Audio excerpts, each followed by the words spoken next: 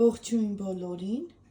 այսօր պատրաստել եմ շատ համեղ խմորեղեններ նոր տարվա համար, ճիշտն ասած երեխաներիս պատվերով եմ այս անգամ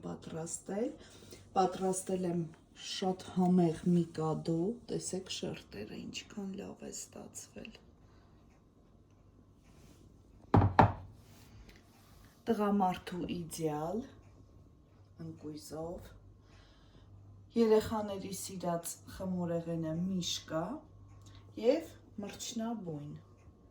բոլորը անչափ համեղ են ստացվել, ես բոլորի բաղադրատոմսերն ունեմ իմ յութուբյան ալիքում, եթե ուզում եք կարող եք այնտեղից վերցնել, դրա համար այս անգամ ցույց չտվեցի պատրաստելը,